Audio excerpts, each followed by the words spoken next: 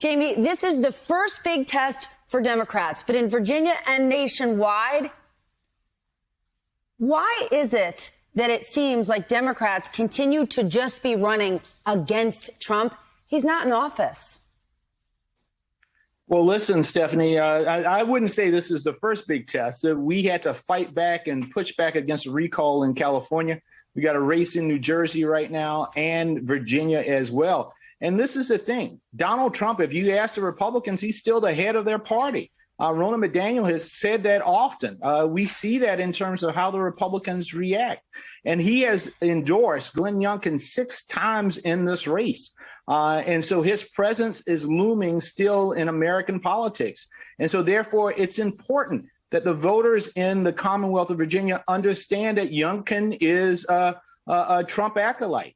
This is a guy who's against marriage equality. Last time I looked, it is 2021, Stephanie. And this guy is against marriage equality. He just has an ad out where I guess he wants to ban books like Beloved, written by amazing authors like Toni Morrison. I mean, again, this sort of harken back to this old past that we've had in this country where there's certain elevated communities. That's what Youngkin represents. And it's important that we educate the voters in the Commonwealth that that's who he is. Trump is a looming threat, but he's not in power. Democrats are. And right now, Democrats have not gotten anything done on infrastructure, voting rights, gun reform, and police reform. How do you get voters energized in Virginia for Democratic ideals, not just against Trump?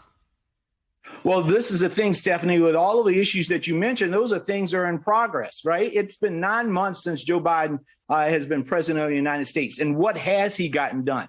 He got the American Rescue Plan done. And in and of itself, if you look at the size of that bill and the things that it actually did and accomplished, is nothing short of amazing. I mean, take one aspect of that alone, just the child tax credit.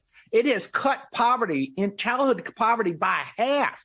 Nothing has ever done that in the history of this country, and we were able to get that done. We saved pensions. We got shots in arms. We did so much in that bill, and there's right now Congress is negotiating on some more big things in order to get done for the American people. So again, this process ain't a fast one. I know we all sort of McDonald's, Burger King mentality where you can just go through the fast drive through and get something done and get it done in a hurry. But that's not how the legislative process works. You got to do the negotiations and move things forward. And we're on the brink of doing just that. So I'm proud of what we've done so far. I know we're going to continue to deliver for the American people moving forward.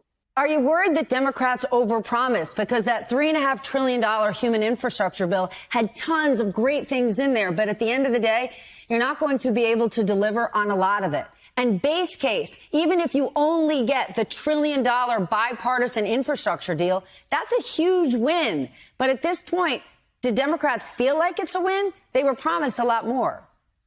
Well, listen, I think the folks on Main Street, people in the beauticians and in the barbershops, in the end of the day, they just want to see that Congress is working for them. It's trying to get things done.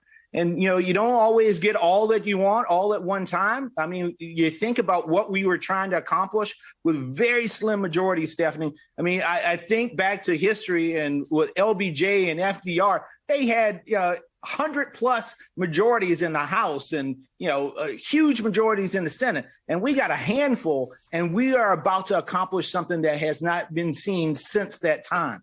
And so I think in the end of the day, the American people just want us to get things done for them. And we're working on their behalf. On the contrast, there's not much going on with the Republican side. They're trying to hide from the insurrection. They're trying to avoid this and that and block things instead of actually delivering for the American people. So I'm proud of our folks. It ain't easy all the time, but I'm proud of them because they're working on behalf of the American people.